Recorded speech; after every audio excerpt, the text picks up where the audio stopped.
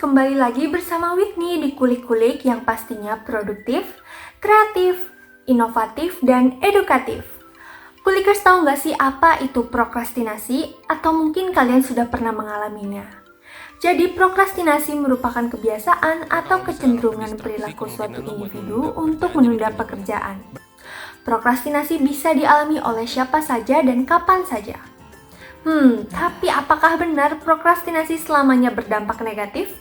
Yuk langsung aja kita tanya-tanya dengan salah satu co-founder dari Jiwa Bertumbuh, yakni Kak Sarah Ratu Anissa. Nah, kalau menurut Kak Sarah sendiri nih, prokrastinasi itu selalu berdampak negatif nggak sih? Aku baca-baca literatur ya, nggak selalu berdampak negatif karena ada hasil penelitian gitu ya dari itu pada anak SMA sih ya, itu yang menyatakan bahwa itu tuh nggak berpengaruhnya tuh negatif gitu loh antara prokrastinasi akademik dengan regulasi emosi. Karena itu mereka akan menstabilkan emosi di awal. Karena mereka kayak santai gitu kan, senang-senang dulu gitu. Itu kan sebelum dia perang tuh dia santai-santai dulu istilahnya. Tapi nanti pas udah udah perang gitu, udah ngerjain, udah harusnya deadline, baru tuh dia istilahnya tuh overwhelmed lah gitu ya, itu karena dia harus konsen ngerjain tugasnya. Itu kan memang ada orang-orang yang dia lebih cenderungnya tuh night owl ya, kerjainnya malam gitu, karena dia siangnya mungkin fokusnya ke yang lain. Tapi balik lagi sih, itu kan manajemen waktu kita untuk waktu istirahat kita gimana, kita hidup sehat gimana, untuk kita makan gitu, untuk makan ya olahraga juga gitu ya. Dan kalau menurut kakak nih, bila seseorang terus-terus melakukan prokrastinasi, dampak buruk yang bisa timbul itu apa aja sih selain tugas dan tanggung jawabnya itu menjadi tertunda?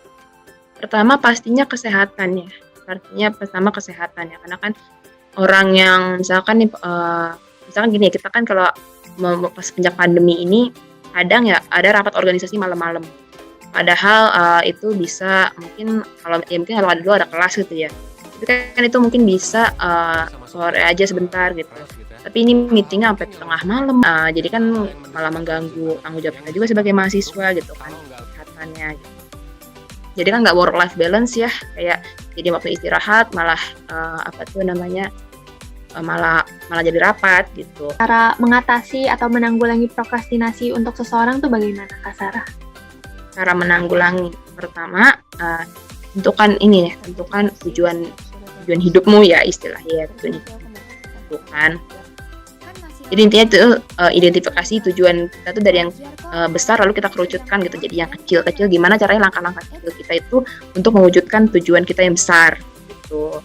Terus yang kedua itu, kita udah menentukan tujuan, kita cari tahu gimana cara kita untuk melakukan tujuan itu gitu. Misalnya kalau aku pengen pengen selesaiin tugasnya ini cepat gitu loh, supaya aku bisa main gitu kan, supaya aku bisa santai-santai gitu. Ya udah gitu, manajemen waktu caranya gimana? Aku harus punya time manajemen yang bagus. Nah terus time manajemen yang bagus tuh gimana sih caranya gitu kan?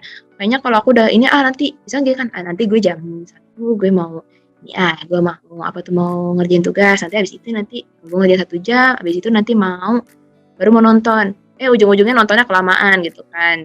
Cuman wacana doang istilahnya kalau kata orang-orang gitu ya, cuman wacana doang. Karena kan nggak ada sistem yang jelas gitu kan dari time. Nah itu kita bisa pakai teknik-teknik yang membuat kita nyaman, misalnya kayak tentuin skala prioritas gitu kan, bikin alarm gitu kan. Itu kan terus cari lingkungan yang sportif gitu untuk kita, misalkan cari teman belajar bareng gitu kan, bantu juga. Ya time manajemen itu tujuan, time manajemen, hidup sehat juga sih. Aku tuh pernah baca bahwa orang-orang yang dia bangun pagi lalu dia olahraga gitu kan, itu tuh cenderung lebih bahagia juga, cenderung lebih positif gitu. Memang ada penelitian juga kalau orang olahraga itu dia akan meningkatkan fokusnya gitu dalam mengerjakan tugas, mengerjakan pekerjaan gitu. Nah, karena kita pola hidup sehat kita jadi fokus, jadi kita lebih cepat menyelesaikan tugas-tugas kita. Oke, terus juga kita harus set goals untuk set goals kita ke depan. Berarti kalau udah ada goals itu kita bakal jadi lebih terpacu untuk menyelesaikan tugas kita lebih cepat gitu ya Kak, dan tidak prokrastinasi. Betul.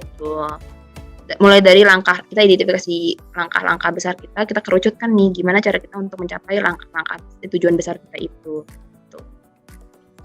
Oke, Kak Sarah. Untuk pertanyaan terakhir, saat seseorang mengalami prokrastinasi yang ringan maupun berat, apakah mereka harus pergi ke psikolog? Gitu, Kak. Kalau kita merasa itu udah mengganggu, boleh dikonsultasikan ke psikolog, ke psikolog dulu sih kalau menurut aku ya. Karena kalau ini masalahnya ini lebih non klinis ya sebenarnya kalau prokrastinasi ini, lebih kepada self development gitu loh, pembentukan karakter diri. Boleh ke psikolog dulu. Jadi sebenarnya opsi ya mau ke psikolog psikiater, tapi untuk masalah-masalah non klinis lebih baik itu ke psikolog dulu gitu. Kalau misalkan konselor gitu, konselor itu seperti yang lulusan S1 psikologi gitu, misalkan aku atau yang mahasiswa psikologi gitu yang sudah yang sudah lulus mata kuliah konseling itu boleh juga gitu. Tapi kan itu lebih lebih bersifat peer counseling aja gitu, untuk mengidentifikasi nih apa sih yang salah dari kita gitu. Nggak ada psikoterapi gitu kan, kalau misalnya psikolog kan ada psikoterapinya gitu. Itu sih. Wah, pembahasan kita hari ini keren banget ya Kulikers. Terima kasih banyak untuk Kak Sarah yang sudah bersedia membagikan ilmunya untuk Whitney dan Kulikers semuanya.